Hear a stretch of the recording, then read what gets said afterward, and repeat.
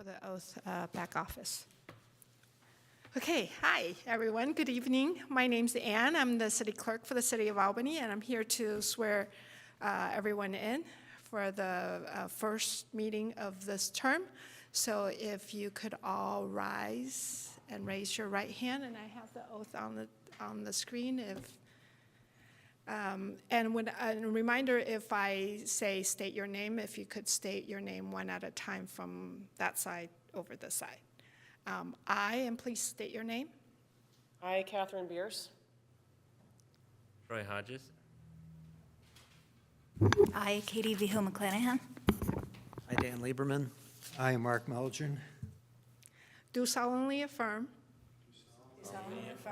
that I will support and defend That I will support and defend the Constitution of the United States the Constitution of the United States and the Constitution of the State of California and the Constitution of the State of California against all enemies, foreign and domestic, against all enemies, foreign and domestic. that I will bear true faith and allegiance That I will bear true faith and allegiance to the Constitution of the United States to the Constitution of the United States and the Constitution of the State of California, and the Constitution of the State of California.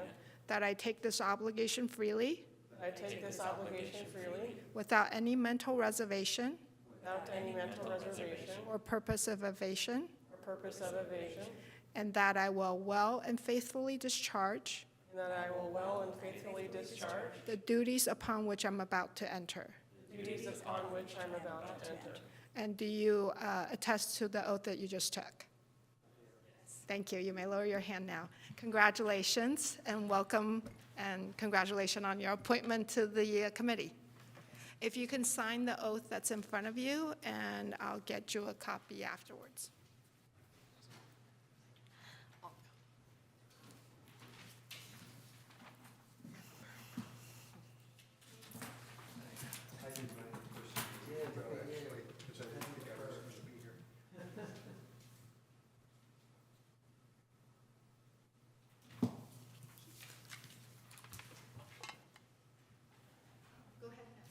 All right. That was so exciting. All right, it's 7:05. And we'll start today's agenda, the roll call. Okay, Member Bierce. Here. Member Rose Shears is absent. Member Hodges. Here. Member Larson is also absent. Member Lieberman. Here. Member Melgen. Here. And Chair Vigil McClanahan. Here. All right. Next, we're going to read our land acknowledgement. The City of Albany recognizes that we occupy the land originally protected by the Confederated villages of Fisun. We acknowledge the genocide that took place on these lands and must make strides to repay the moral debt owed to this indigenous people, specifically the Ohlone tribe. We thank them for their contributions, which have transformed our community and will continue to bring forth growth and unity. The City of Albany commits to sustaining ongoing relationships with the tribe and together build a better future for all that now make this their home.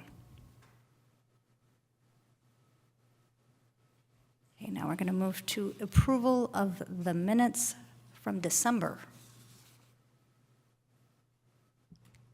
Are there any comments on the minutes? I believe the chair had one.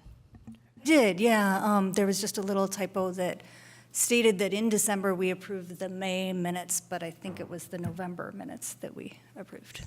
Thank you for catching that. No worries. If there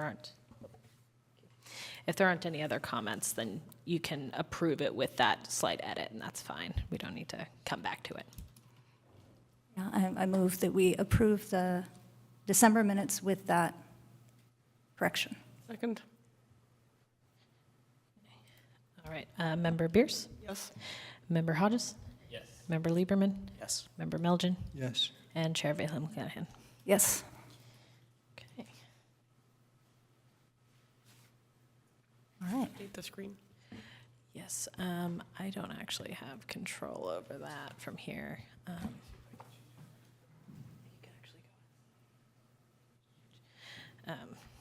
Yeah, thank you. That's going to have to happen from the back office, but we'll get that fixed. Okay, but we can move on to public comment. Yeah, have we got somebody online?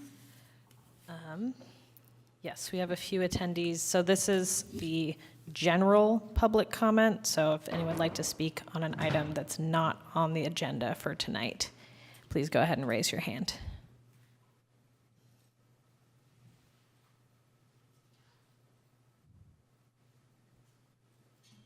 Nick Peterson, go ahead.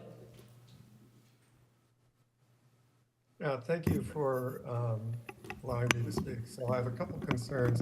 There was a city council meeting the other night where they went over some issues that were related to the Climate Action Committee and using Measure DD funds to help support the gas pruning project that DOE was going to fund. I think it was a study. So one of the concerns that came out of that was, I think it's been a while since there was an accounting of, you know, what funds have been put forward for climate action and what funds are still there and what funds will be coming.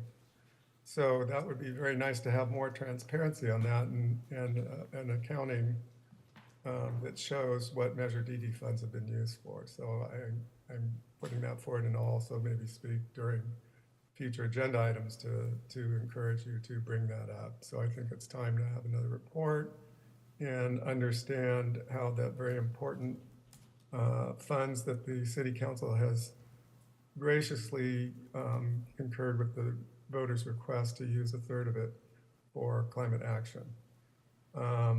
There's plenty that we need to do locally, and it'd be nice to have more new projects coming and not perhaps using money that we could get other funds for to replace the DOE funds. Anyway, that's my comment for right now. Thank you.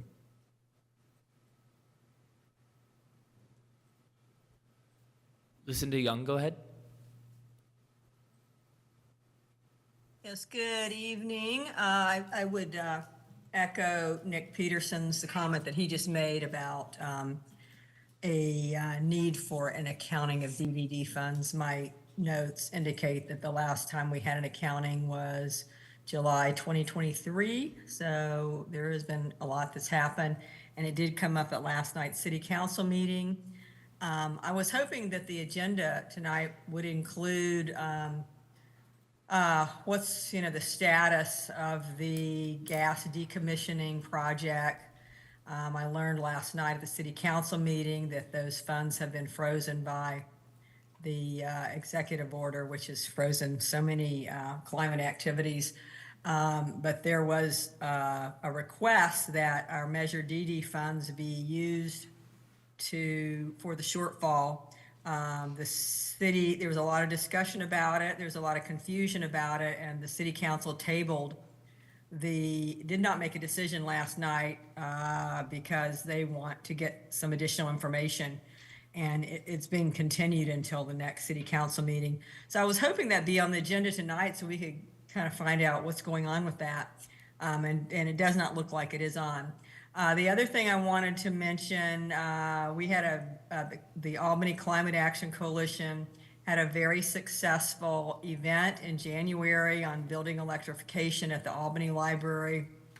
It's the first of the sustainability series, library series that the coalition is going to be putting on this year. We had about 40 people who attended, and even better, that lots and lots of questions, lots of interest.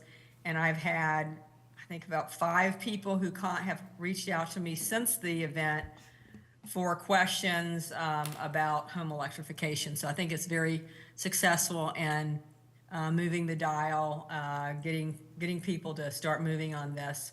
And as I think probably you guys know, the HERA rebates, that heat pump HVAC HERA rebates, have now have been filled up, and they are no longer taking any more applications. Unfortunately, it was only available for about 2 months, but quite a few people did get to take advantage of it.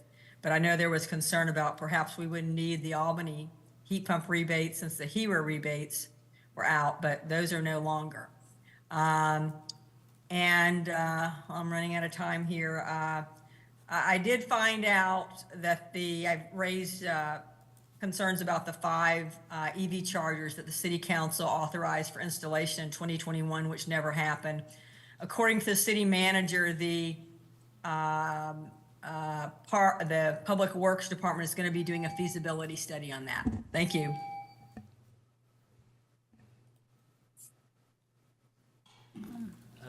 No other public comment. Thank you. I'm wondering if, Michelle, if you had it top of mind, because there was actually a DD update last year. We asked for one last year, and you shared with us. And I think it was in July-ish. Do you remember when that was? Can't remember off the top of my head, but that sounds like about the right time frame, Yeah. which I think the commenter mentioned. Maybe that was the last time. we They had talked the about update. 2023, and it Oh. was actually as recently as about 6 months ago. Yeah, there was definitely some discussion Yeah. around the middle of last year. Okay, thanks. All right, we're on to announcements. Great. Well, some of the commenters beat me to the punch on a few of those announcements, so I won't go into quite as much detail. But yeah, so I think the first and most important is the status of our gas line decommissioning pilot project, which was at the council meeting last night due to one of the recent executive orders. The funding for pretty much all projects related to the Inflation Reduction Act and the Infrastructure Act, which is the one that funded this grant that we received, have been paused.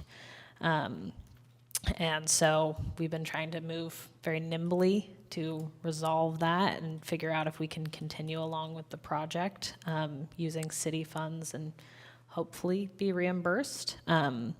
So that went to the council last night. Obviously, we didn't have time to put that on the agenda for today, not knowing what would happen there. But it was discussed last night. I actually wasn't able to make it to the council meeting, so I can't get into all the details of the discussion just yet. But it was pushed for further consideration at the next meeting. So there hasn't been a decision at this point. And that's something we're going to continue to work on to determine exactly what the next steps are with all of that. And we're also watching closely and communicating with other folks who received the same grant to see if we can figure out what's happening with the DOE and the grant funding. So Sounds like for commenting, that should be the next meeting then, next council meeting for people who want to comment on that? yes, it is planned to be at the next council meeting, a further discussion of this item. That's correct. So that's thing one. I was also going to mention the ACAC event at the library, which unfortunately I wasn't able to attend, but it was a huge success, so I hear, and you heard a little bit about that. And then also the HERA funds, which were very popular and have now run out of funding. It seems that they were able to be dispersed to quite a few people, and we did see an uptick in our own heat pump rebate program applications during that same time, particularly among low-income homeowners. So it seems like there was sort of a swell of low-income folks getting heat pumps during that time. But unfortunately, the funding is now used up. There is supposed to be a second round of funding coming in a year or so, but that'll be TBD, of course. Funding questions are all kind of up in the air right now. So we will see. But those are my updates for tonight. Any commissioner update or committee member updates? There are a number of Earth Day events coming out in April, like East Bay Green Home Tours, Education Tours in Albany, or not Albany, Alameda. Throughout East Bay, there's a lot of different events coming up in April, so keep an eye on the websites. Yeah, thank you. Try to make more specific ones once we get closer to, but anyone who sees great Earth Day events, let us know. I heard that our mayor and vice mayor, Mayor Lopez and Vice Mayor Quaid, have rejoined the Climate Mayors. I want to call it conference, but I'm not really sure if it's what kind of, but anyways, a lateral organization of mayors committed to working on climate. And Albany had previously belonged to this organization, but somehow lapsed. And now we're back in the mix.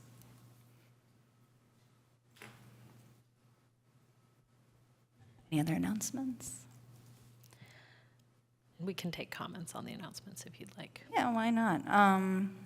Any comments on the announcements?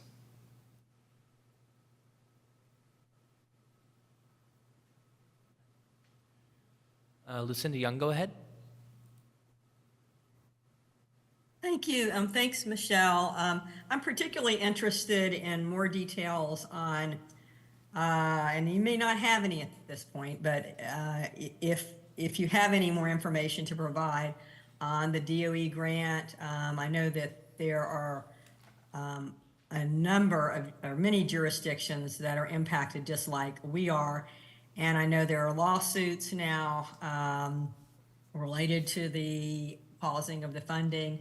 And I'm curious to know if the attorney, I'm sure the attorneys have evaluated the arguments in support of the pause and arguments against it. And I'm wondering if you've gotten any feedback on how likely it is. I'm sure they can't give, there's no way to say definitively, but I would think there would be a good legal analysis that has been made on whether we have a reasonable probability of getting those funds or we have a very remote possibility of getting those funds. So I'm just curious to know that.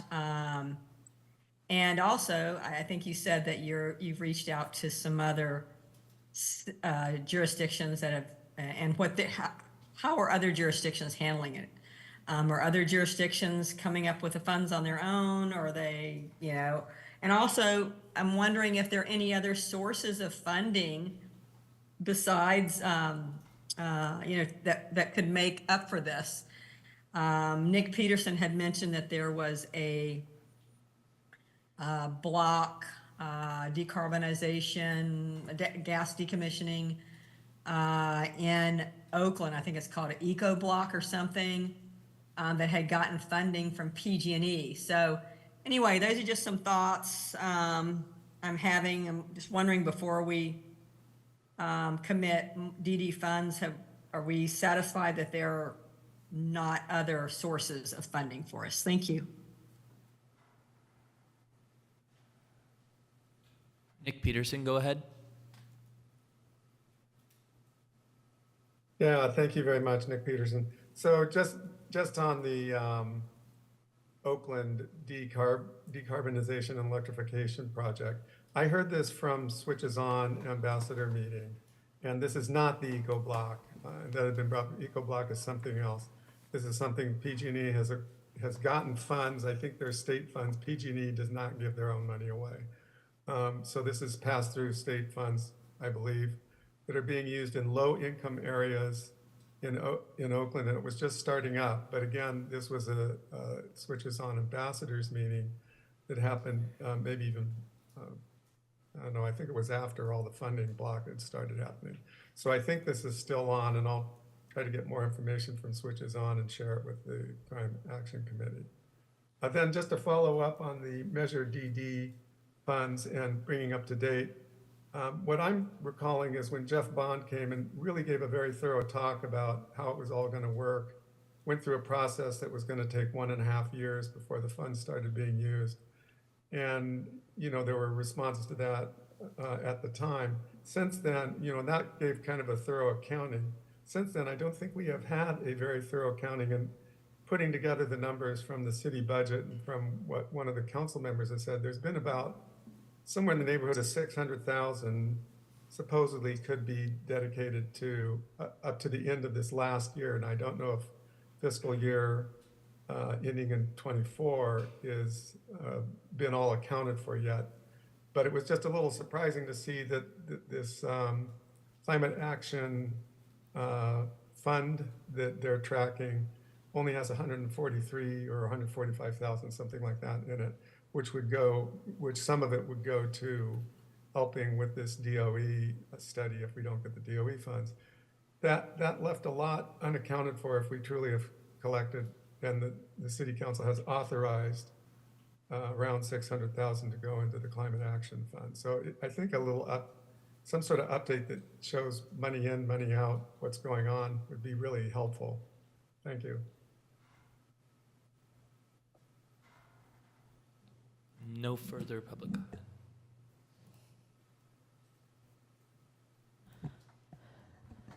All right, thanks. We'll move on to item 6.1. Great. One moment.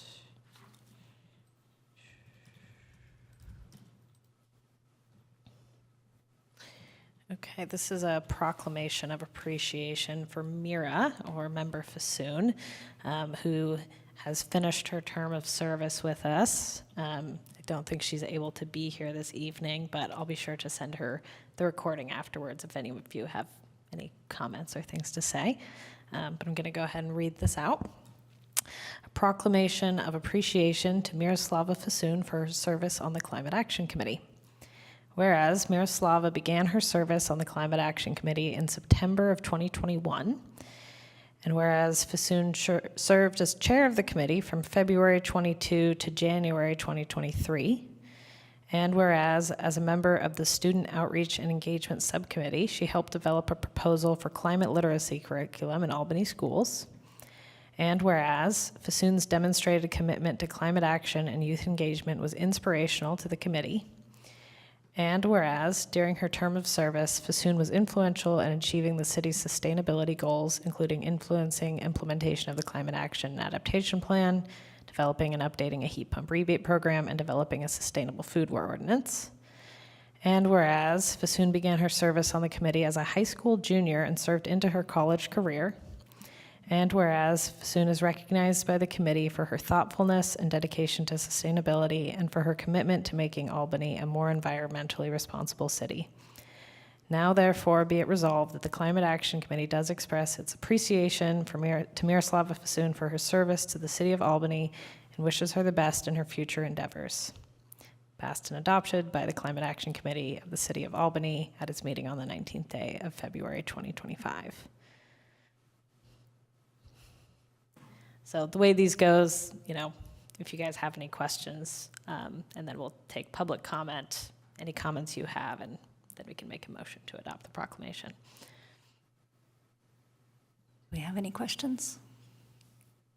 On to public comment. Nick Peterson, go ahead.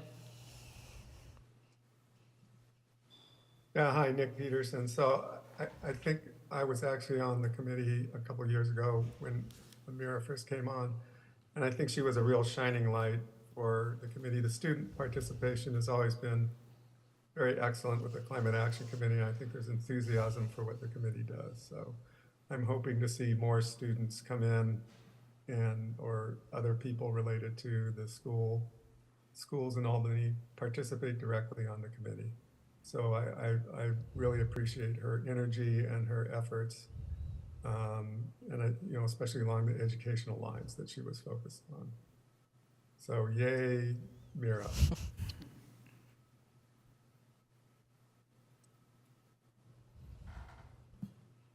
No other public comment. All right, now it's time for any comments we have on the committee. Mira, I think, did something pretty formidable in working with Hadia on the development of a climate curriculum. And they had thought it through a lot. They had talked to a lot of stakeholders and really thought, how would this be implemented? And then a staff member from the district came to our meeting and said, it's not really something students do, develop curriculum. And I think at that moment, she could have been like, oh, all is lost. And no, Mira continued to work on this and figure out, how can we build on, what we've thought through so far. And so I admire her tenacity in doing that. And I think the idea is still a great idea, and I hope that others can pick up the torch.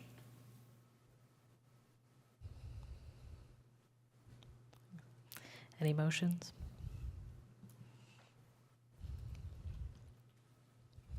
I'll move to approve the recommendation. Seconded. Member Bierce? Yes. Member Hodges? Yes. Member Lieberman? Yes. Member Milgen? Yes. Chair Vahil McClanahan? Yes. Thank you, and thanks again to Mira out there in the ether. We appreciate your service.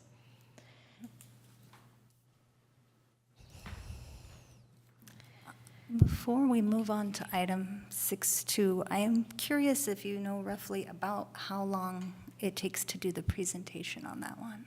On 6.2? Yeah. Total ballpark. That's a great question. 10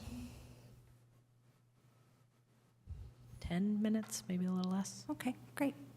Then, yeah, let's, so 6.2, advisory body reminders Great. and upcoming work. Okay.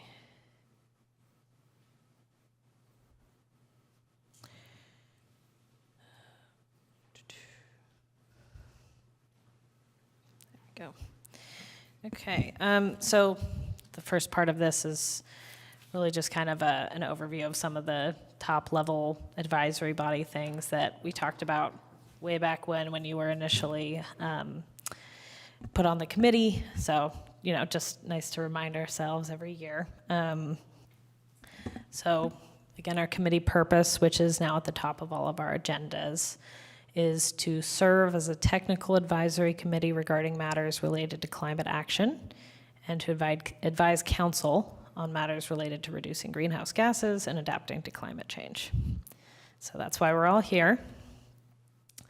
And, you know, thinking about what advisory bodies really are, again, it's really focused on that advice for council and allowing the committee to kind of really dig into the weeds, do that technical analysis, think through different options, using some of the expertise that you all bring in your own different ways, to think about this at more depth than the council can, and to provide them with advice that they'll then take into account with all the advice they're getting from everywhere else.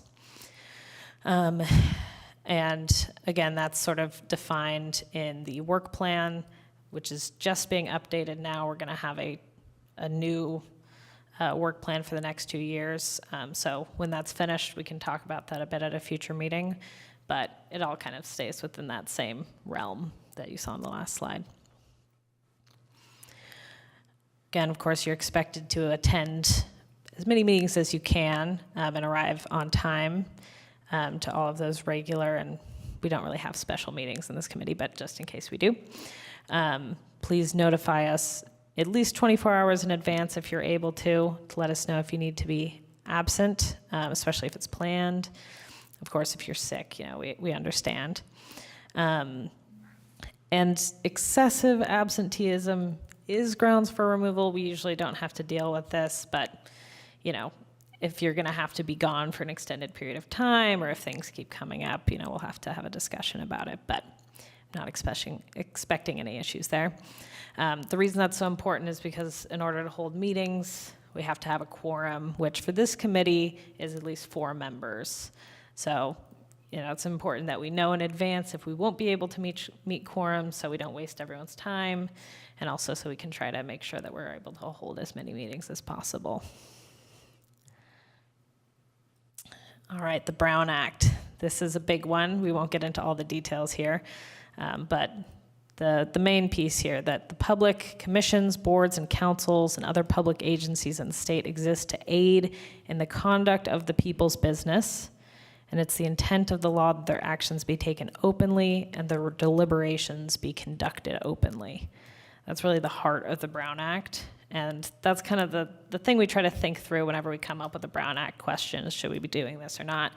Are we making sure that the public has a chance to weigh in on every decision that's being made, right? So we're not talking through some items or issues or, you know, making decisions without it being done in a properly agendized meeting where people know in advance that that's what the discussion is going to be, right? So that's why we're so careful about all of our steps with the questions and then public comment and then discussion, so we make sure everyone has a chance to weigh in on everything, and why we don't veer off into other discussions and make motions on things that aren't on the agenda, because someone might wake up the next day and watch the meeting and say, wait, I wanted to talk about that, right?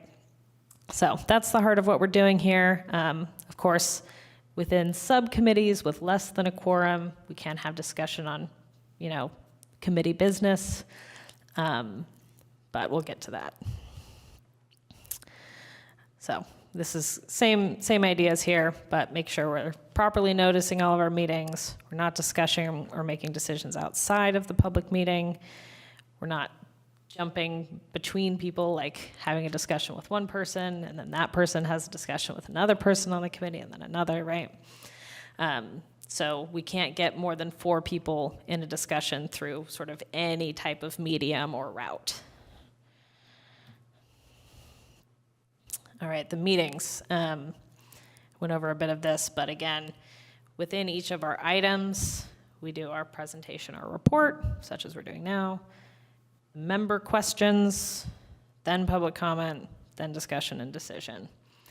We've all been doing a really great job on this, but I always try to remind people that question section is so tricky to keep yourself to just questions. And it's really hard sometimes to, when your question is really kind of an opinion with a question mark on the end of it, right? We all do that sometimes, but, really try to hold ourselves to that, just trying to clarify information. And the reason that we do that question section first, rather than just doing public comment first to make it easier, is just to make sure that all the information is out there before the public can comment. Because it might be that there's like some obvious question I totally missed explaining something, and it would make it so that the public isn't getting all the info before they have a chance to comment. So that's what that's really for, is like just making sure that all the information's out there. Then we hear the public, and then we can all talk about it. Start time, as you know, is 7, and our established end time is 9, and then we have to make a motion to extend past that. We've been doing pretty good lately. We used to have some late meetings, but we're not going too late now, but it is good generally to try to keep these meetings ending as close to 9 as possible. We've all got to get to bed. And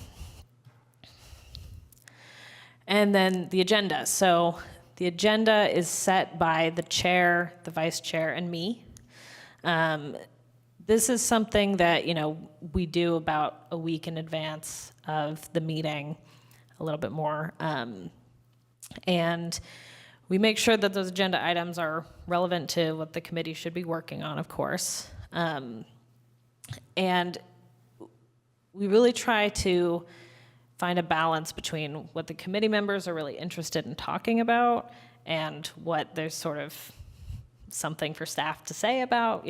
Sometimes these things depend on schedules with the rest of staff's work or other outside factors. But if there's an item you particularly want to talk about, or if there's a specific timeline or something, just make sure to communicate that with the chair and the liaison so that we can really bring that into the discussion about agenda setting. And also an important thing, if someone brings up an idea for a future agenda item and you really want to hear that too, let us know. It's helpful to know if a lot of committee members want to talk about something or if it's just kind of a one-off thought. That really helps with the sense of what's most important, what's prioritized. Okay, great.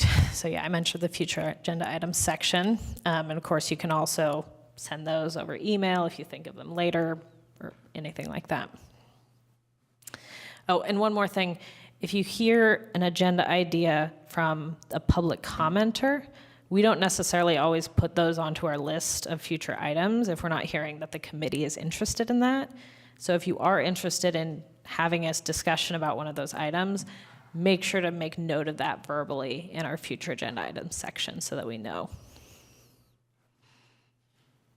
Okay, golden rules. Represent the whole city. Consider all the sides, all the voices. Make sure you're trying to think of everyone's best interest when we think about an item. Do your homework. Be thorough in making your recommendations. Make sure you're reading the materials beforehand. If there's particular questions that you have that maybe take a little bit more time to find answers to, you can send them to me before the meeting. Any kind of thinking you want to do ahead of time is always helpful. And also being conscious of the relationship between the city council and the staff. It's always a little bit difficult because, you know, you guys interface with me more than council, and I interface with you more than council, right? But I can only do things that the council asks me to do, right? And it becomes a little foggy sometimes because there's stuff underneath, you know, the council has asked me to implement our climate action plan, for instance, right? So everything that kind of falls within that, I could just work on with you guys. But for things that kind of start to go outside of that scope or maybe need some council input, right? I have to make sure that the council is giving me direction to work on something. We can't necessarily just work on everything together. So, you know, there's sort of a relationship there we have to balance. And when that comes up in particular instances, I'll help talk through exactly what that looks like. But just kind of remembering that we're both looking up to council. You guys are advising them, and I'm getting direction from them. So, and of course, establish a good working relationship with each other, especially in your subcommittees, but also, you know, in the meetings too. All right, I'm going to pause for questions on that. And then after we have questions on that, I'm just going to talk a little bit about kind of future planning for the rest of the year. But I just want to stop and take a break so we don't have too many things in our head. Any questions? No. Nothing. Easy. Okay, great. So hold on, let me just pull this up really quick. So the other thing for us to discuss as part of this item, which again, we'll have to do questions and comment first, is kind of thinking about our work items for the coming year. Obviously, this is something that, you know, we go with the flow a little bit. We see what kind of things pop up. We can't plan everything totally in advance, but we have a sense of what some of the major items are. And I think it's always useful to just spend a little bit of time talking about, are there things that aren't on this list or things that are on the list that maybe we don't care about that much? Or, you know, are there really top priorities that we want to make sure we're spending a lot of time on? Things like that. So I just kind of put this rough list together. It's pretty high level, obviously. But some of the main items are things relating to transportation, you know, EVs, active transit, public transit. In particular, thinking about multifamily EV charging options, and maybe thinking about a new program for that, like we discussed a few months ago, and also options for promoting public EV charging. Of course, we also have fleet charging that's kind of in the mix. That's sort of in the public works hands at the moment, but something might come back to the committee to discuss for that soon too. So always looking for opportunities there. Building electrification, there's periodic analysis of the heat pump rebate program, input on the gas line decommissioning pilot, which of course we'll learn more about soon. Always talking about different outreach and education strategies or maybe different ideas or, you know, tasks related to that. Investigating policy development. We do have, you know, a green building ordinance, but we're about due for an update on that sometime this year. And there are other policies that we could discuss as well, sort of in that vein. And then also there are the air district rulings, which require people only to be installing heat pump furnaces and water heaters coming pretty soon here. Thinking about how to help prepare building owners for that. There's waste. Foodware ordinance is a big one. We're going to be working on the implementation of that all year. And also things related to SB 1383, you know, compost and waste sorting, all that sort of stuff. And then we also have the street tree management plan and the active transportation plan and potentially some other active transportation related items as well. So that's a lot of things that are all fairly high level. But if there are other things that I missed or things that maybe want to kind of prioritize, that's a great thing to discuss. So I'll stop there, answer questions, and then after public comment, we can get into a whole discussion about that. Question is, what is SB 1383? Oh, yes, I apologize for that. SB 1383 is a California law that it's the short-term climate pollutants reduction law. I think I got that in the right order.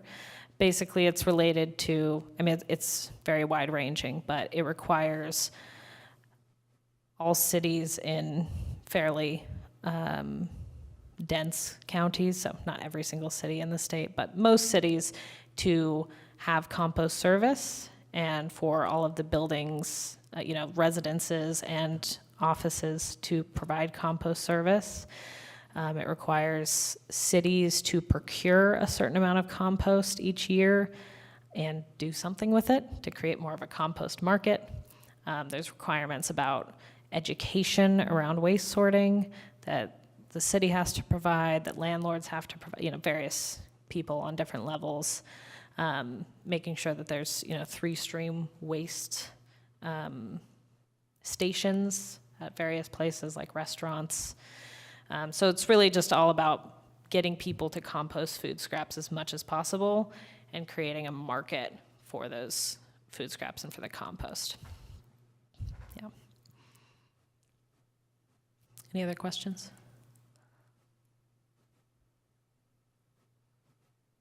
This is maybe more of an administrative question, but I'm wondering if you have a copy of the cap handy on your computer? The cap? Yeah, Yeah, I can pull that up. okay. This would be, I guess, for the discussion section. Sure, There's yeah, I can there's have a it ready visual for there. Yeah. anything. Yeah, okay, great. I think we're ready for public comment. Nick Peterson, go ahead. Yeah, thank you. It's interesting, for a while, the work plan was kind of not prioritized, but it's good to see it come back and have an idea of what the Climate Action Committee should be focusing on. One thing that I think needs a revisit is the Climate Action Adaptation Plan is significantly out of date. It was 2019 December when it passed, so around 2020. We're now 5 years past, and the science has really indicated that trying to get to zero by 45 is way too late. So one thing to think about is there was the Climate Emergency Declaration, which put a little bit more, put more emphasis on really striving harder. And it would be good as an advisory board to the city to maybe revisit some of those big goals that we're going to that are now still way down the road. 2045, that's 20 years away. That's, for a lot of people, it's half their life. So, and within political spectrum, it doesn't get much attention. So I think if the Climate Action Committee could also somewhat update our goals and make sure that they're current with the urgency that is at hand. Also coming up with policy concepts that move people towards electrification, both in transportation and in buildings, is critical. And Berkeley's going through a rework of their veto ordinance, or their building energy efficiency disclosure ordinance, and are actually trying to put some teeth into it that will require something to happen at point of sale. And I think that would be an excellent thing also for the committee to revive and try to get moving along. It's unpopular, nobody likes it, the real estate industry hates it, but we've got to start addressing the existing buildings more significantly. We're never going to make it. And then the other thing that I think is critical is that there be more coordination within the city departments and more motivation for them. That there should be some sort of policy recommendation to the city council that because of the urgency, that all activities and purchases and programs that the city is working on or brings forward should be looked at through a lens of climate change, and anything possible be done, and that there actually be some sort of champion. I think Michelle would make a great champion that, you know, advises on that and reviews and makes recommendation to the city council and manager on what should actually be done vis-a-vis climate change. Lucinda Young, go ahead.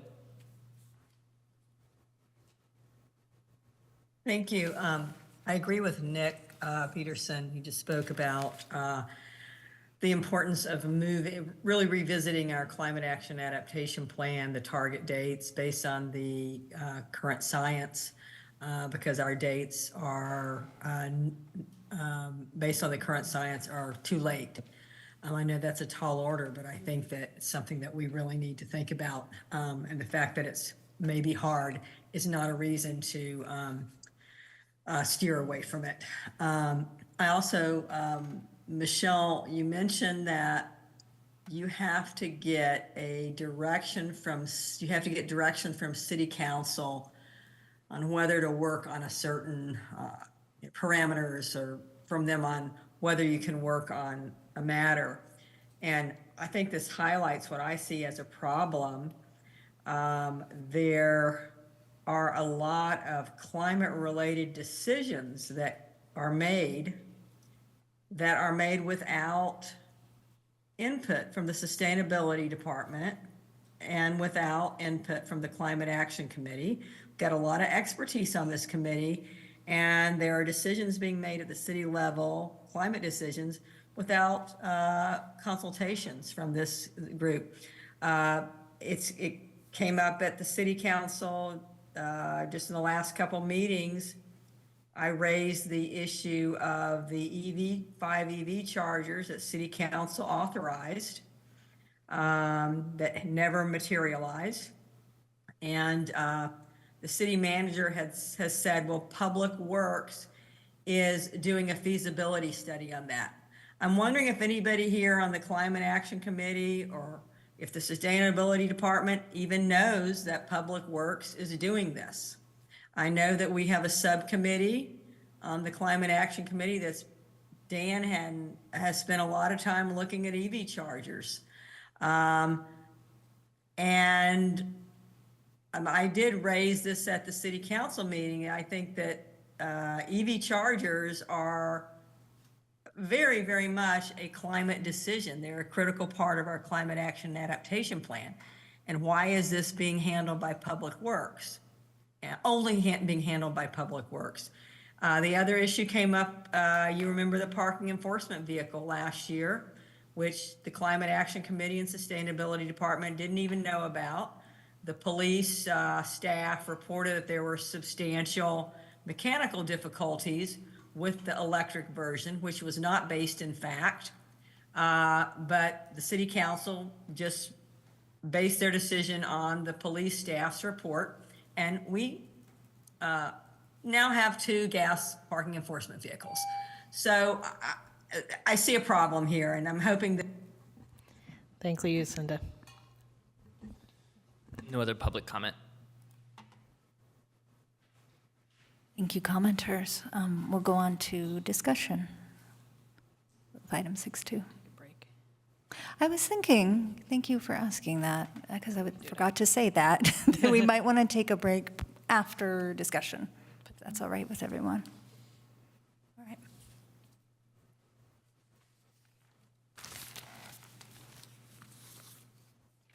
I've got a lot of comments on this one. So I was thinking about how do we prioritize. I'm on the list. I want to add a couple things, and I'll talk about the prioritization ideas. The things I want to add are a couple things around supporting things like the BART funding, upcoming fiscal cliff of hundreds of millions of dollars, about a third of $1 billion that BART is going to lose from the pandemic era emergency funding. presentation about this last week at the Democratic Club. And without BART, we can't get to jobs. Low-income folks are impacted especially, and it's a major problem for the region. So whatever Albany can do to join with other cities and counties to help support BART getting the funding they need to continue service at the current level is really important.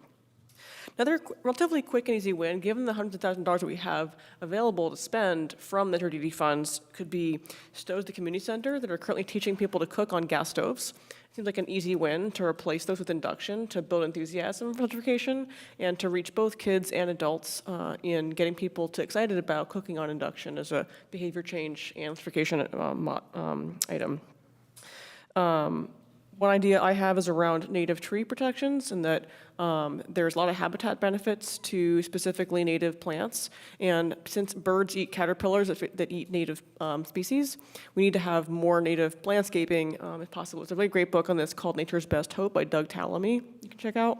And 70% plus native landscaping is important for native birds to be available here. So other cities like Berkeley and SF and Palo Alto have native tree ordinances that protect that on private property as well as public property. So, and number 4 I want to add is around stormwater, and we have increasing amounts of storms that are more severe due to climate change. So how do we improve the permeability of city streets to reduce runoff, reduce what goes into the bay, and to improve the water available to plants here, and removing concrete and asphalt that's not needed, like in areas that you can't even park a car anyway.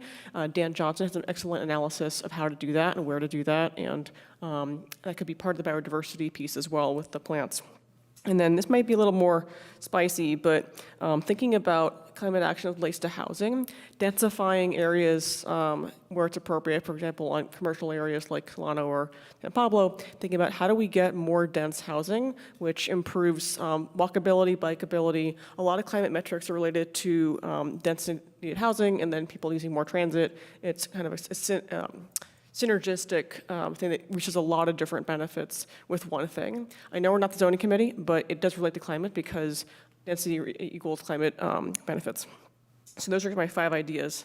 The 4 axes I want to think about prioritizing this on. Sorry, can I interrupt for just 1 second? Because I like that organization of Yeah. these are things I want to add and these are priorities. Yeah. I'm wondering if other people have things they'd like to add at this time before we get to the priority part.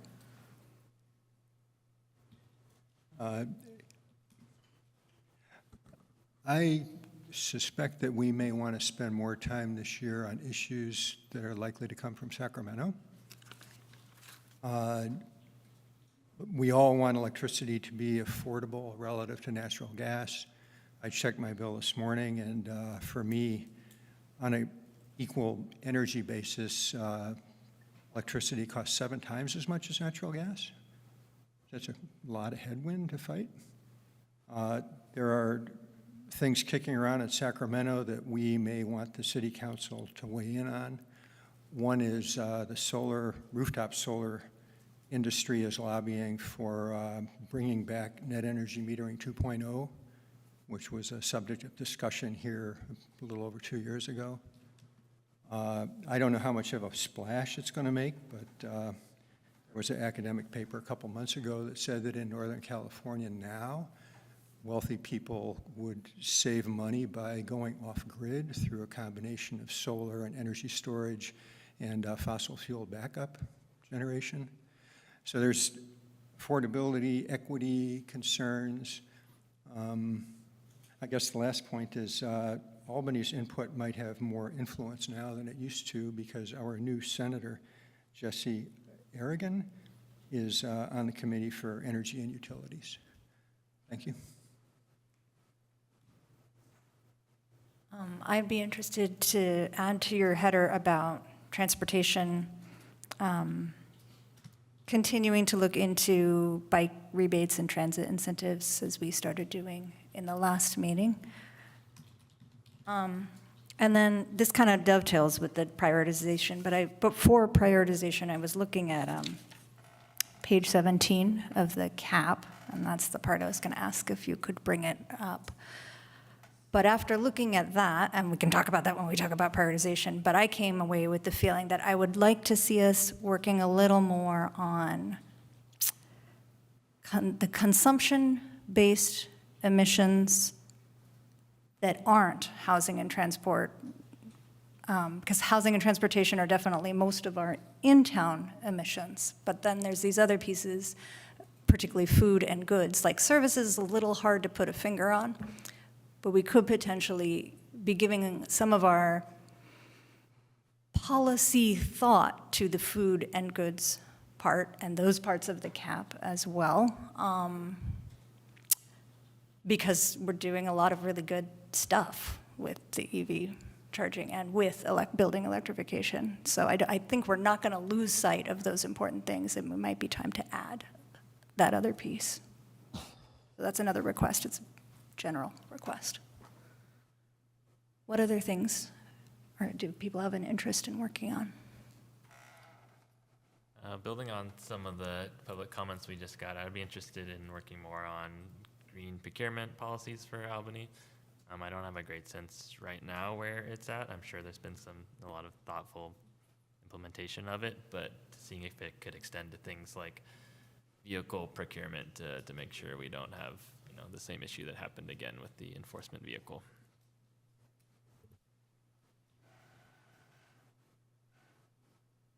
I have two small things, but I'll put them out there for consideration. One would be, and maybe this is like a subcommittee activity, to explore shutting down part of Solano Avenue to cars a few days a year as a pilot project to see how that goes. I'm not saying to all motor vehicles, I'm just saying to cars for part of a day, maybe 3 days of the year. Have some fun on Solano and make it a little more bike ped friendly. But I know that is a lot of work and it is a small thing for the environment, but I'm interested in exploring that if other people are. It's like a vision I have. And the other is every time when our meeting starts and we do the land acknowledgement, I feel like I'm not doing enough to be a good steward of the land, and I'm looking to do something every month to be a better steward of the land in Albany, and if other people want to join me, I might organize something. So if people, that can be outside of this committee, but I'd be happy to share what I plan to do to be a good steward of the land, and if people want to join me, I think I'll feel better I'll feel better because I'm being a good steward of the land, but I feel like every month I think I should be doing more, and I want to do that this year. So people can let me know if they want to have in on that. That's very cool. Any other additions? Why don't we, this feels like actually a moment, because it's usually when we take a break. And it sounds like we have more to say. So perhaps we should take a break and then return to prioritization of those wishes, if that's all right with everyone. All right, so we're adjourning for a 5-minute break at 8 o'clock.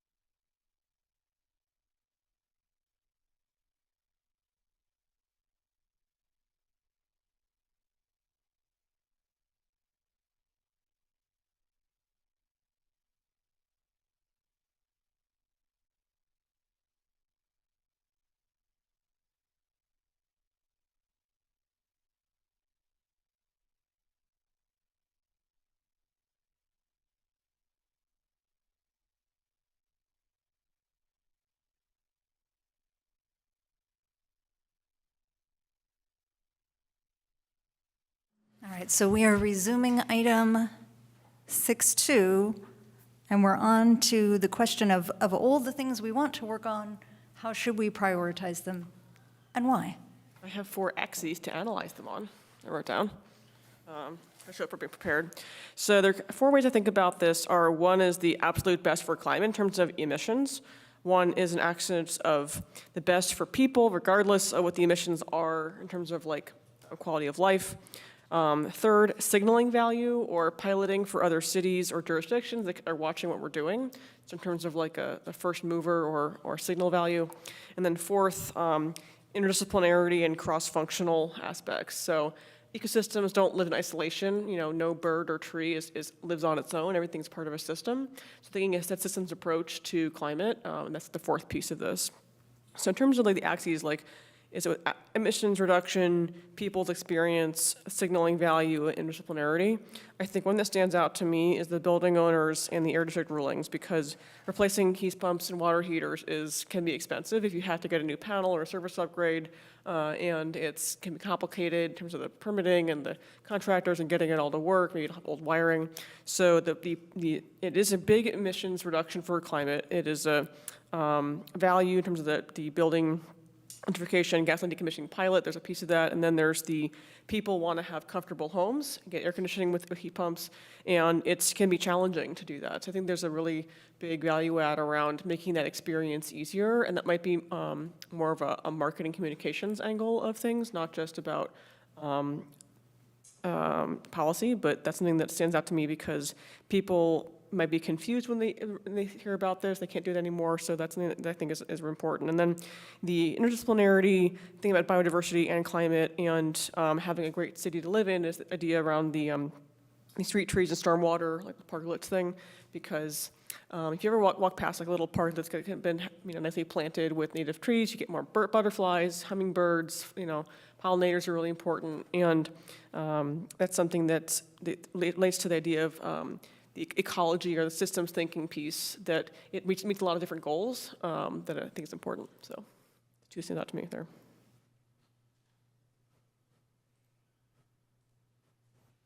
I think that's really interesting because I was definitely only thinking about emissions quantity and not really thinking of the other things as a way to prioritize them. Can we go back to the page 17 of the CAP?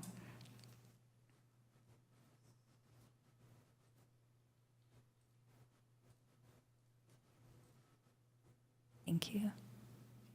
So we've been focused in a lot on our in-town emissions, which in the upper right-hand circle is the little blue tab.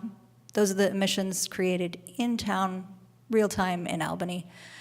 And I really feel like the city is doing a lot of good stuff there with the EV charging pilot, with the whole block electrification, with the activism and that ACAC has been doing, and the outreach event at the library. So there's a lot of volunteerism around this topic as well. And I don't want to lose that momentum.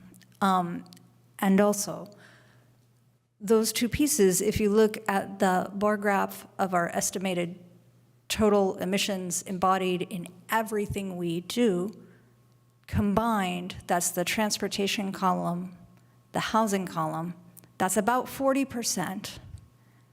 And then we have these thornier things, the food column and the goods column together comprise another about 40%.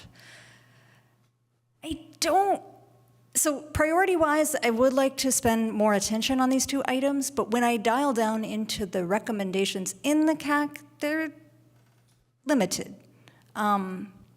So I don't know to what extent that constrains us. I think we've asked that question before and been told that, no, you're not limited to working only on what's in the CAP.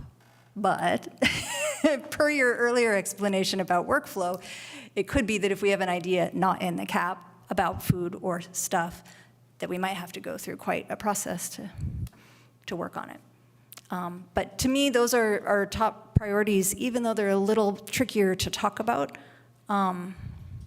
because they're not, I feel like we have a lot of expertise in this committee around electrification and transportation. And these other things, like, to me, they really touch on like green living, you know, like reuse and like lending of things rather than purchase of new things, local shopping, eating local food. Like, I'm very passionate about all of those things. And before looking at this chart, I thought it was like, oh, but that's frivolous. But no, it's not. That's 40%. So I would like to pay more attention to that this year, but I am not really at this time coming to our group with specifics. There are some reuse and repair fairs that are happening in Berkeley. Yeah, So- yeah. I mean, there are existing initiatives we could perhaps find a way to support more. Yeah. Other thoughts on prioritization?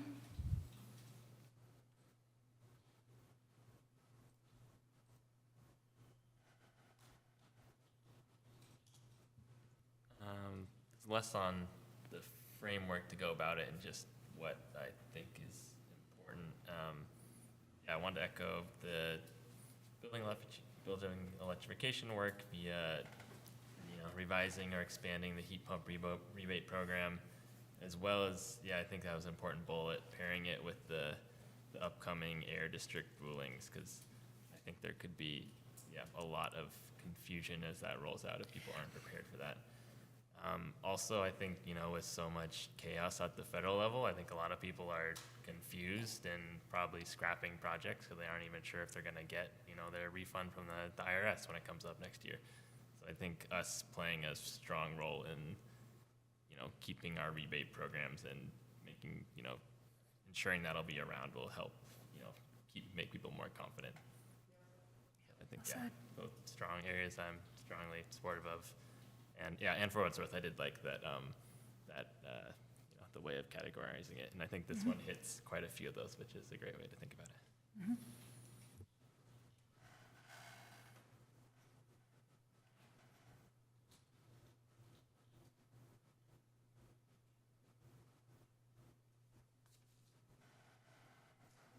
it. On the topic of like the food and clothing and stuff, we do a really good job having a lot of small businesses and play local people. We have a lot of, like with the various secondhand markets that have popped up, like pop-up shops.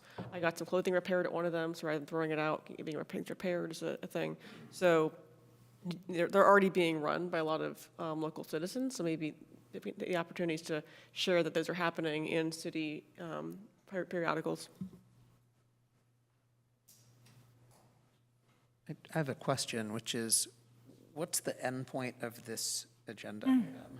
Like, or what are we trying to, I think my take on what you wrote and compromising with, I think, what Eric was requesting is it's sort of like a wish list work plan, because we're not allowed to actually have a work plan.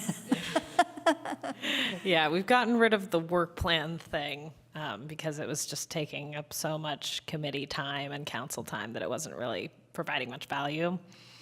So I think really the main idea for this session here is just so that everyone in the committee can kind of get on the same page and feel out where you're at with your priorities. And I think it's really going to do the most work in sort of helping myself and the chair set agenda items for the upcoming year, and kind of, as everyone's thinking through, what items do I want to talk about? What's at the top of our list? What do we need to be working on? That's sort of what this is for. Just a chance for everybody to kind of like talk about what we're all thinking.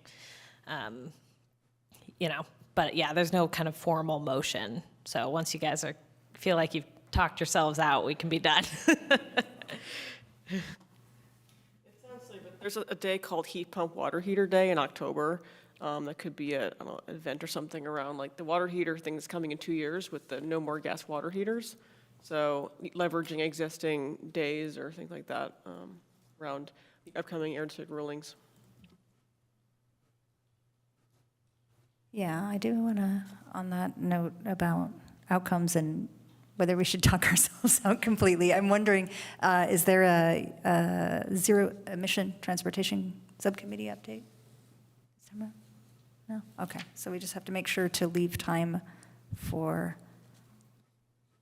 6.3. And the chair election as well. And the chair election. So I think when we're done maybe commenting on priorities, we should probably wrap this one up. I guess I have a question written here that kind of echoes what the commenters were saying, which is, I'm wondering, as we make plans as a committee, if there are any changes we need to make, either how the committee works or changes to recommend to council in order to shorten the timeline to action. Because we did work on that climate emergency declaration. That was meaningful to us. And the reason why we did that is because some of these things need to be implemented as quickly as feasible. So it's just sort of an open question that I want to raise is what can we do to shorten the timeline to action and to ensure city decisions are being made through the lens of climate across sectors? Because I kind of expect that the community development, since sustainability is within community development, is always kind of keeping sustainability front of mind, but that's not the whole city. So those are two questions that come up for me when I think about what do we want to work on. Like maybe there is something we can do, some proposal we can offer that will help with those two things. Yeah, some community members have asked me about, is there an opportunity to hire full-time staff in sustainability? I know Michelle does a lot. She's got a huge role. Credit to her, but getting additional support there. The DD funds piece seems to be, there's plenty of money there, folks. We could be spending a lot of different things, but having people to do the work sounds like an opportunity.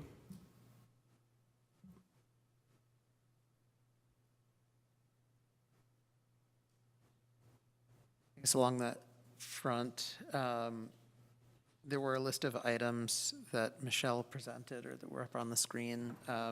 And then we sort of launched off onto other things, which are good, sort of brainstorming new things. But I don't want things that were up there, like there's some good stuff there. I don't want to dismiss, like I loved the last meeting when Michelle proposed that level one charging project, like great opportunity there. I was really excited about it. I don't want, I feel like there's some progress made there. It'd be nice to kind of bring that one home, so.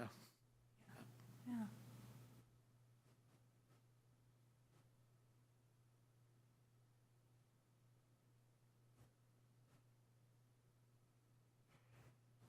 Any other comments on prioritization of work in the coming year to the extent that we get to prioritize the work?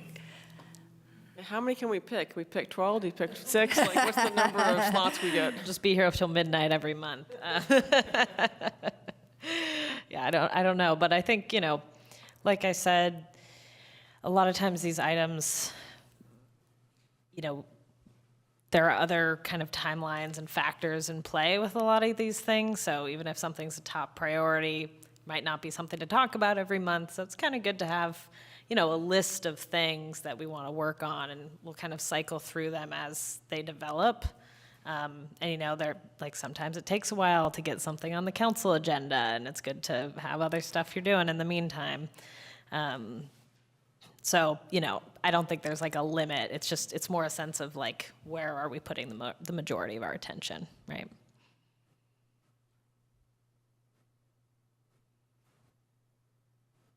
Feels like this item is wrapping up a little bit. Any further comments on priority? Okay, super. So there's no action to be taken, so we can move along to item 6.3. Oh, I did have one last comment yeah. on the question you had. I think it could be a good short review in an upcoming meeting, especially since we have one new member joining, just like the different ways this this committee can take effective action or has. And that might help us, all have that top of mind when we bring up a new topic and just jump right into the way we can take action. Specifically using examples where we've done that in the past. Yeah.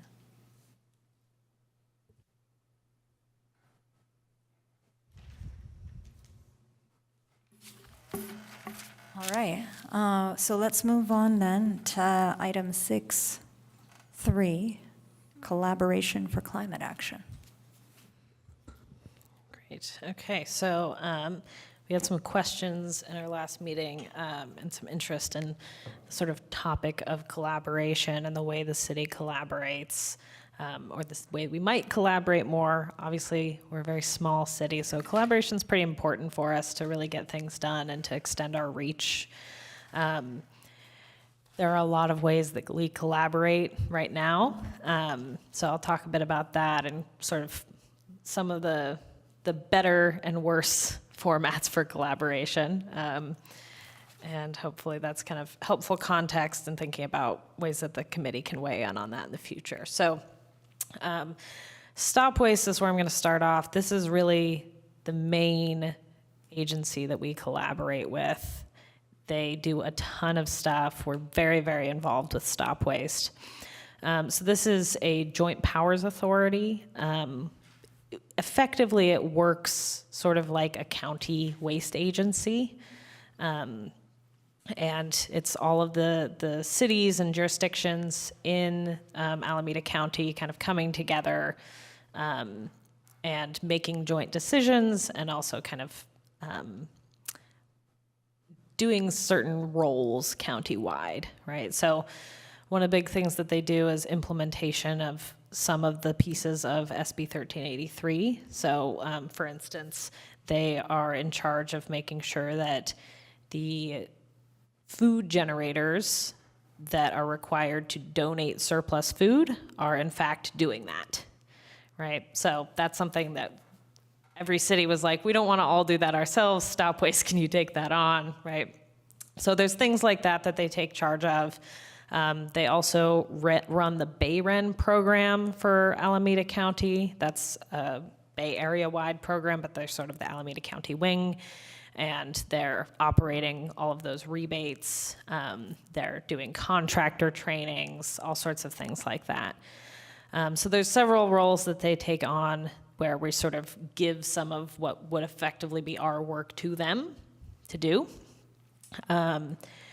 And then there's a lot of other ways that we interact with them as well. So monthly we have TAC and TAG meetings. This is Technical Advisory Committee and Technical Advisory Group. TAC talks about waste and TAG is about energy.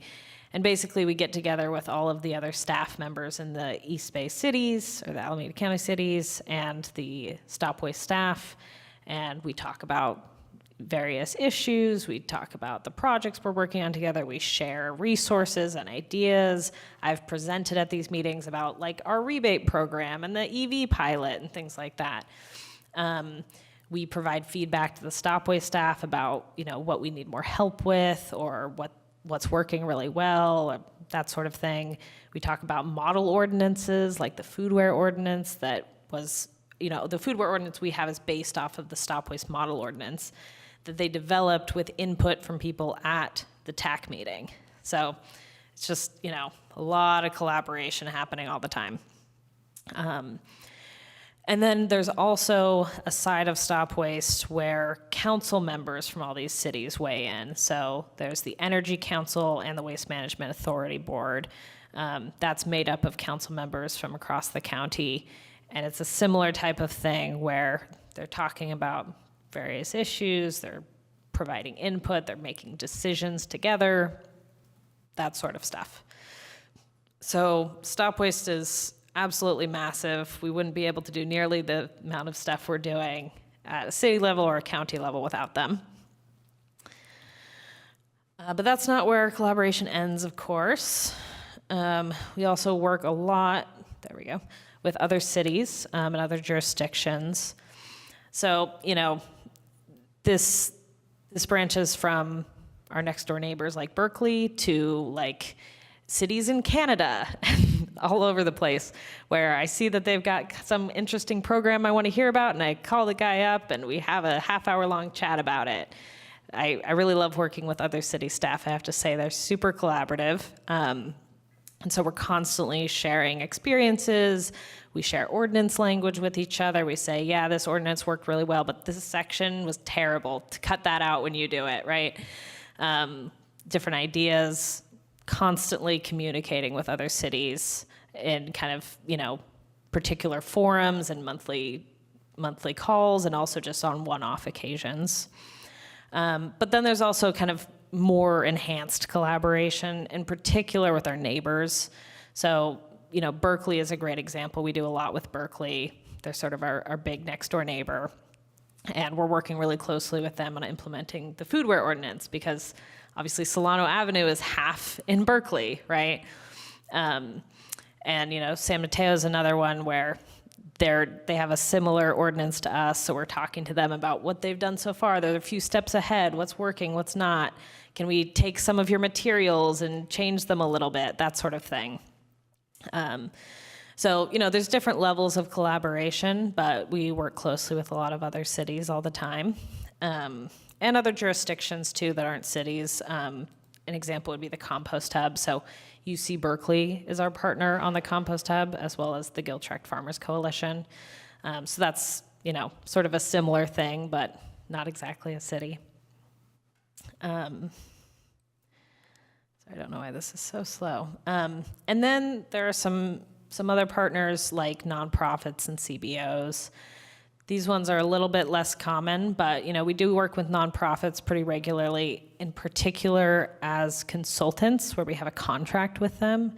So that would be like Cycles of Change that does the biking workshops at schools, or the Watershed Project that they hold like the coastal cleanup days. And these are really helpful for us to kind of basically get expertise without needing to hire a full-time staff member.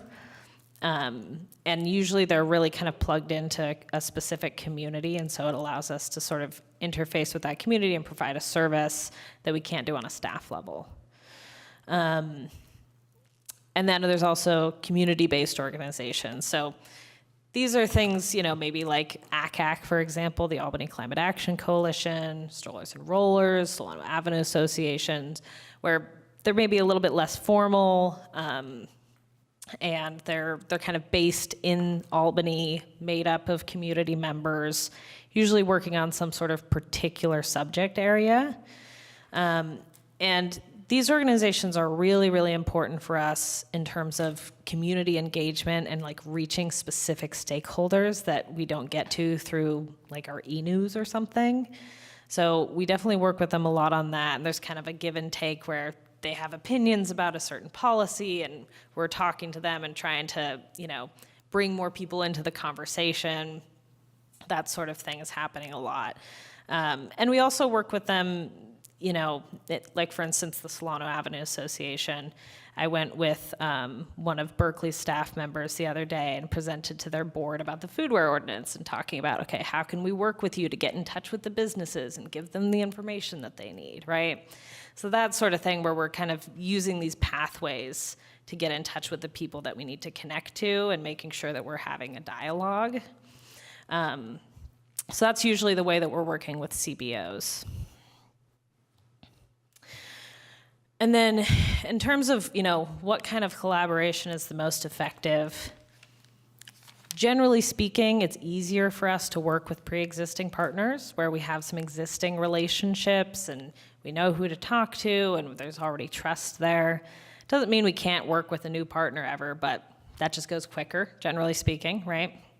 And it's also easier if we're working, especially on like a big collaboration, if we're working with a partner that has sort of official structures and paid staff, someone like another city or Stop Waste or, even a nonprofit, although sometimes they're a little short-staffed, but you get the idea. Because it allows us to kind of deal with financial things much easier.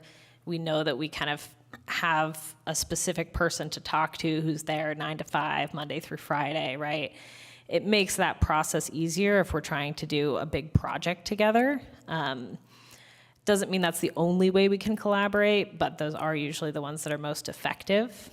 But then also it's important to kind of match the project and the collaboration type, right? Like if we're trying to really, get in touch with a certain community group and make sure that they can give us input on a policy, then we definitely want to go talk to a CBO and collaborate with them, but it's probably going to be a little smaller scale, right? So just understanding like what our goal is and what the right organization is for that type of collaboration is really key. And I think, obviously like we're such a small city, we have to collaborate all the time. But it's also just important to note that we don't want to collaborate on everything. Sometimes it can slow us down. If there's something that like, we're pretty nimble, we're pretty small, we can kind of do it on our own and make things happen quickly. Trying to collaborate just for the sake of it can make things take 5 times as long if we get involved with some really slow behemoth of an organization, right? Or if it's really complicated because there's no fixed staff and we're not sure who we're trying to talk to, you know? So just thinking about the type of goal and the type of project we have and, you know, trying to really match those things well is important. So all of that said, what's the CAC's role in all of this? Well, like everything else, it's advising, right? Providing suggestions, proposals, ideas to the council. And just like everything else, that can involve ideas for collaboration. Sometimes that can be for an existing program or an existing goal. And in certain cases, it doesn't even have to go up to council, right? I think, you know, in our foodware discussion, there were ideas that the committee came up with, like, oh, we should talk to these people, or, oh, you know, I think this city did something similar, maybe you should check in with them. That kind of stuff is super helpful. It can let staff, you know about good potential partners, especially in kind of smaller ways. But, you know, it could also be a big collaboration idea, a whole project that could be recommended to the council as an example, or, you know, maybe within an existing project, we say, oh, we want to try this whole section of work that involves this collaboration idea.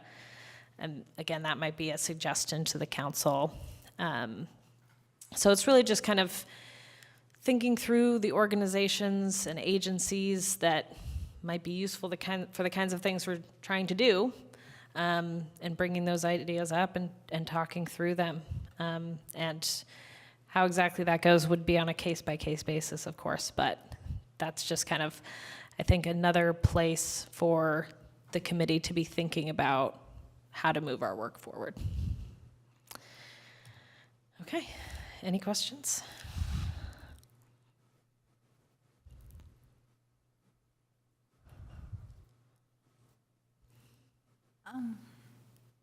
I don't know if this is easy to put a finger on, but how frequently in these meetings with stop waste does something come up that's maybe part of the CAP or part of work that we've discussed for the city, but we're not working on right now? It's like someone else is taking initiative on something. I'd say, you know, relatively frequently. It kind of depends on how you define it, right? Like, we're working on electrification, everyone else is working on electrification, right? But like Berkeley, for example, just passed a new ordinance requiring basically that you have to have certain upgrades when you sell a home, right? Which is not something we're doing, at least right now. So, you know, there was a discussion about that particular ordinance at the last TAG meeting. So, you know, it's like some of the specific strategies that we're not doing, but maybe another city is leading on. That sort of thing comes up, or maybe a model ordinance that we haven't started working on just yet, but we think we'll probably do, you know, so fairly frequently. And then I guess as a follow-up to that, do you have if someone is working on something related to our goals, but that is new or interesting, sort of what happens next with that information? Like, do you kind of bring it back to staff and talk about it, or?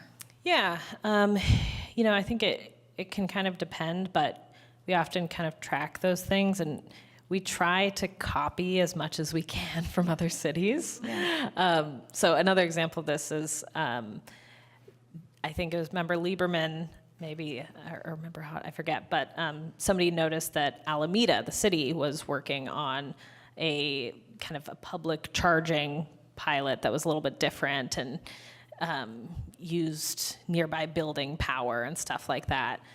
So I spoke with the person in Alameda who's working on that and kind of trying to get regular updates on how that's going. And, you know, they're developing some ordinance language around permitting that. And so we're sort of tracking that and seeing how it goes and hoping that once that's sort of fully baked, if it works, we can kind of snag it, you know? or maybe change it a little bit and make it work for us. So, you know, it kind of depends. Sometimes there's things where a city is trying something and we hear from council or from somewhere else that like maybe but 10 years down the line, like not really in the near term for us. And then we say, okay, well, we'll forget about it for now. But a lot of the stuff that's kind of within the goals we already have and seems sort of feasible, we like to keep track of. Yeah. Thank you. Other questions? Michelle, could you send a link to that Berkeley ordinance that you mentioned about electrification at point of sale? I'd like to see that. Yeah, sure, I can send that along. Yeah, I had one. I was interested to see interesting to see in the attachment here that Stop Waste also has some legislative representation in Sacramento. Yes. I guess I was curious to hear a little bit more about, the type of advocacy they do there and the way that Albany specifically has input. Yeah, great question. This is a big part of what they do as well.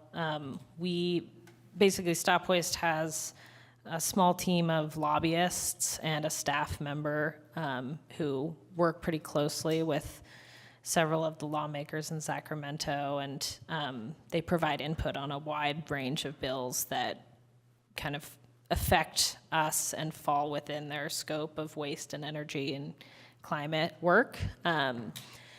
And they do everything from kind of providing like support versus don't support messaging to actually helping form new bills. So there was one passed recently that changed some things about SB 1383 and sort of fixed some of the issues with it, made it a little easier for us to take advantage of the good things we're already doing with like mulch. I won't get into all the details, but they helped actually kind of build that bill based on feedback they were getting from the cities. And that got passed in the last session. And, generally speaking, they're much more well-versed on all these things. So they kind of give us updates. And if we have particular questions or like something that really pops up, like, oh, wait, let's talk about that, we can provide input. But they're pretty clued into what our concerns are and what our goals are. And so they do a really good job of representing our interests and getting into the weeds for us. And so that's a big way, actually, that the city has an impact on what's happening in Sacramento is through that route of Stop Waste. Mm-hmm.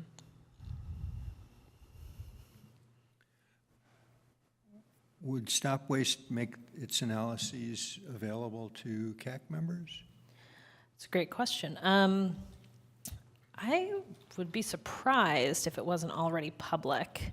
I'm pretty sure that they provide them to the Energy Council and the Waste Management Authority Board, which are the groups of council members from various cities, and those are public meetings.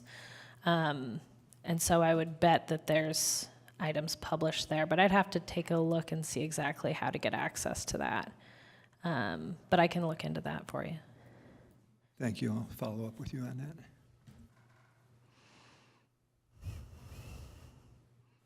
Any more questions? Okay, we'll move to public comment. Nick Peterson, go ahead. Yeah, thank you. I think this is a very critical issue, especially for a small city, and I appreciate the in-depth presentation that Michelle just gave. It shows Albany is definitely trying to do that as possible. One thing I was thinking was, collaboration with other jurisdictions to come together to avoid everyone doing their own version of the same thing. Like Albany does have in the Climate Action Adaptation Plan that may be suggesting a parking management system be used to generate revenue and also to reward or carrot and stick things on types of vehicles, which is an interesting idea. And the hurdle on that has always been, well, parking management, it's a big deal to have, people going around monitoring it.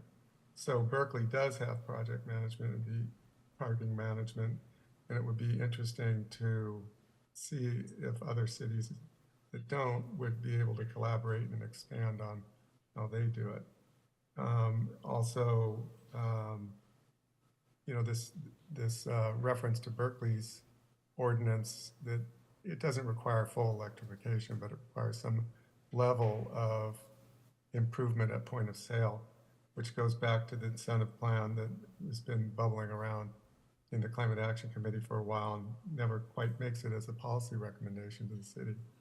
But again, building on what other cities have done, a lot of that would be being able to monitor and collect data about existing buildings so you know exactly where you're at. That would be a big system for a small city like Albany to set up. But if a group got together at more like a county level, group of cities pooled their resources and could do it all together and follow maybe the example of Berkeley, maybe something not as, you know, maybe on a little slightly different tack. And then public charging, again, as a small city, Albany has a hard time attracting that. So if there was a collaboration of many cities working together, I think part of the problem for Albany is it's so much smaller than the others that the others are already doing their thing and they have funding to do it and might not appreciate Albany trying to piggyback on that. Anyway, then there's fleet electrification and city building electrification. You know, what are people doing there? And is there a way to collaborate on that to either share how projects were done or a process whereby they can be staged together or work together to do it as a larger group? Thank you. No other public comment. Thank you. Okay, any discussion of this item? I just want to say thank you. Thank you so much for putting this together. This is really helpful. Yeah. Always happy to provide context.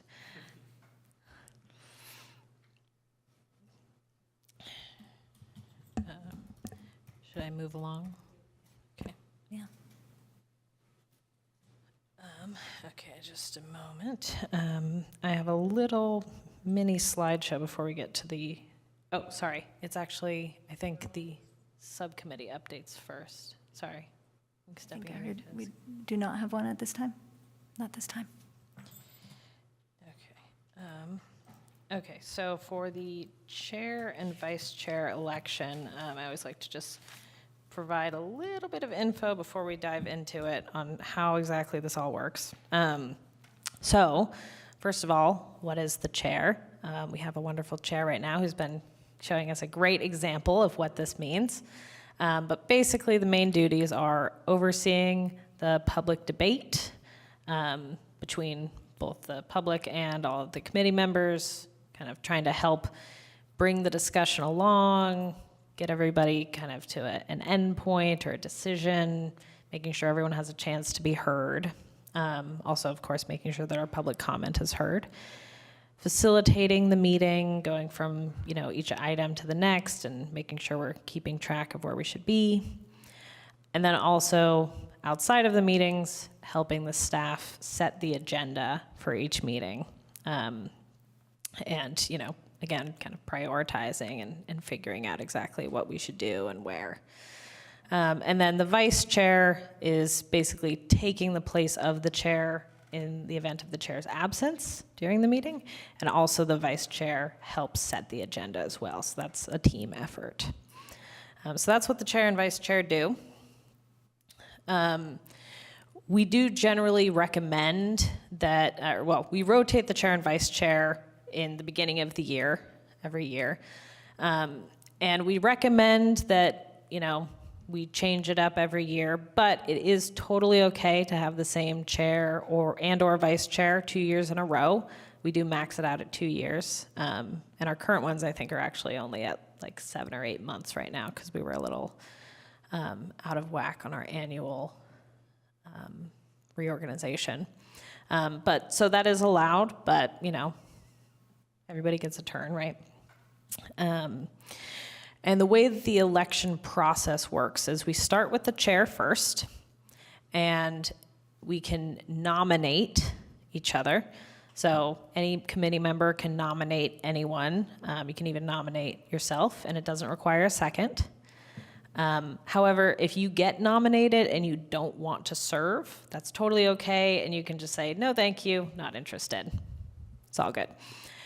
We'll get all of our nominations in, and then we'll go through one by one, and we'll vote on that person. So, say we get member A and member B, we'll say, okay, we're going to start with member B. We'll do a vote of whether we want to elect them chair, and whoever gets a majority becomes chair. So that's kind of the way it goes. So, if the person that you want to be chair isn't until the second or third in line, you'll want to say no on each of the prior votes before then, right? So we do that process, and then we do the same process for the vice chair. All right. Any questions? Actually, let me leave that up. Any questions on that process or what the chair does or anything related to that? I guess, how long has the current people been in their roles for? I think, Almost a year. I went and looked after that, and it was most of the past year. yeah, we switched a little later last year because of the school schedule and Hadia, but yeah, it's been a little bit less than a year. Any other questions? No? Okay. I think before we do the actual process, we should probably open it up for public comment. Of course, public can ask questions about this, or if they have ideas about who they would like to be chair or vice chair, that's fine as well, although we don't take nominations from the public. Sounds good. Any public comment? Cindy Young, go ahead. Yes, thank you. I would like to suggest that we continue with Chair, with Katie McClanahan. I think she's done a terrific job of really giving so many different people chances to air views, and does such a great job of collaborating with everyone. So just wanted to throw that out there. Katie, you've done a great job, and would love to see you to continue if you were up for it.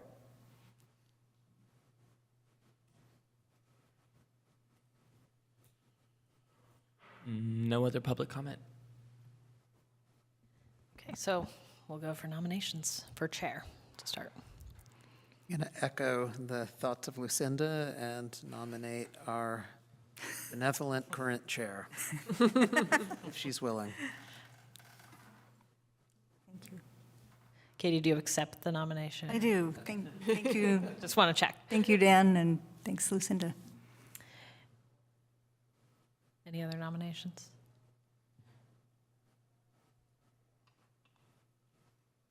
Okay, well, this will be quick. All right, so I'm going to go ahead and do a roll call for those in favor of Katie continuing on as chair. Member Bierce? Yes. Member Hodges? Yes. Member Lieberman? Yes. Member Melgen? Yes. And Chair Behill McClanahan. Yes. Great. That was so Thank you for exciting. your Thanks, continued guys. service. What a vote of confidence. All right, and now we'll go on to vice chair. So any nominations for vice chair? The current vice chair is Troy? Yes. Can I ask a question? Yes. I meant to ask this before, but like, two of our board members aren't here, and that's like a good chunk of our committee. So I just didn't know if there was any issue around that, like in their eligibility for participating as a. Yeah. So, as long as we have a quorum, the committee is allowed to make any decision. If you wanted to wait until next month, hoping that there's more members here, that's fine. But also, it's already February, so, but you can wait on the vice chair election if you want, but there's no need to.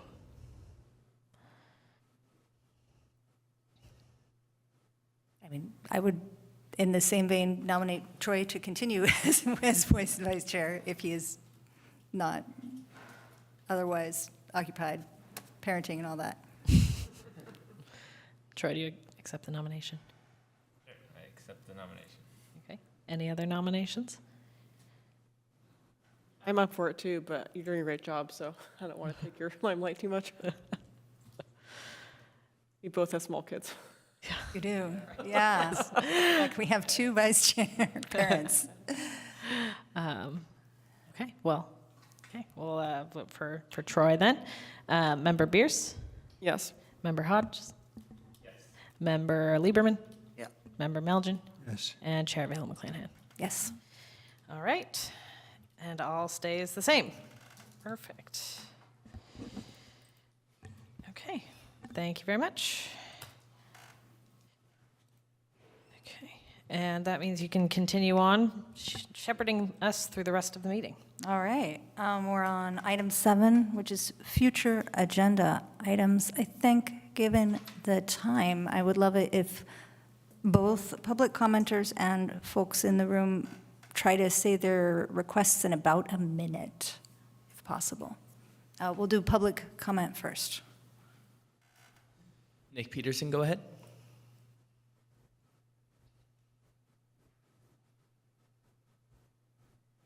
Need to unmute there. Thank you for letting me have a chance here.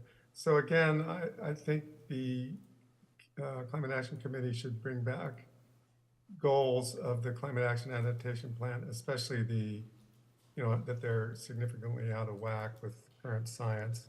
But at least they visit those, not the whole thing. But look at, when there'll be 70%, when there'll be 100% reduction in emissions.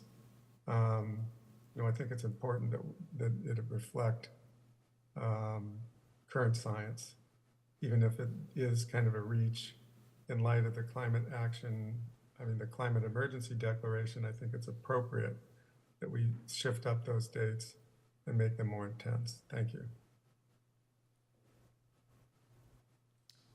No other public comment. More. Yeah, Lucinda Young, go ahead.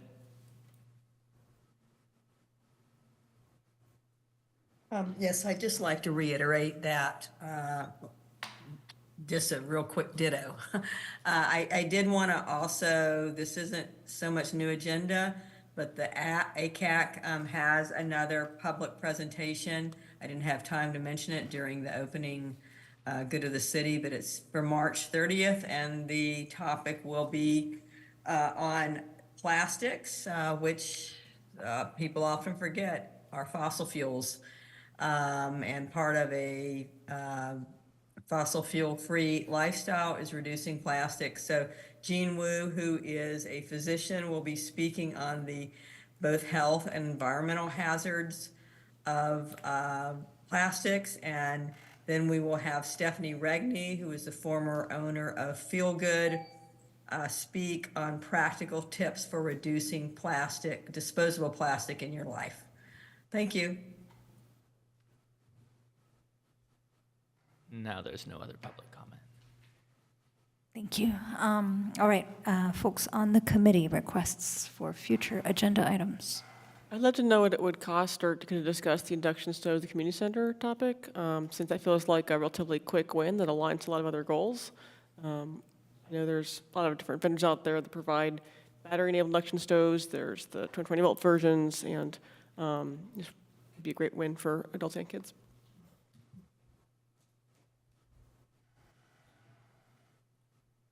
I was interested in the topic mentioned by Nick around revisiting CAP goals. I think it could be a good scoping session just to see what we might want to change and if there is a case to be made for, engaging more staff time or, consultant time to revamp that plan. Another topic I'm interested in would be reopening the discussion around having, making changes to the heat pump rebates, either via the subcommittee we had talked about, or running with discussing some of the recommendations that were discussed in November, like changing the medium income level and potentially shifting or just increasing funds to water heating. yeah, I think the time is now to talk about it. There were so many good ideas that came out tonight. It's hard to narrow down the ones to talk about in the next meeting. I would further be like the other speakers, I'd be interested in the CAP goals update. DD funds update doesn't need to be a long update, but maybe just to get a sense of things would be helpful.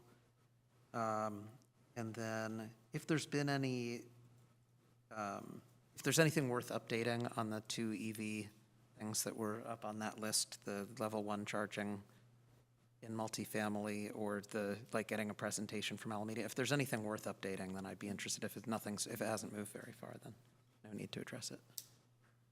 Thanks.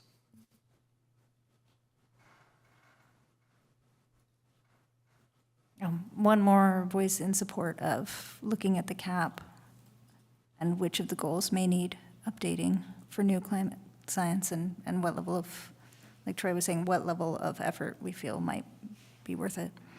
And also I'm in support of a brief DD funds update. Maybe it would disambiguate things if it were slotted out on a timeline so we could see, because I think that 600,000 figure was about all of everything we've collected so far. And I could imagine that we're not trying to spend everything we've collected so far all at once. So I think that's maybe the difference in the numbers that we're hearing. But anyway, those 2 things.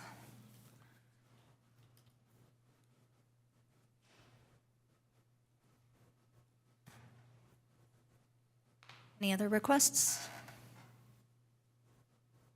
Okay, we are adjourning this meeting at 8:57. Thank you.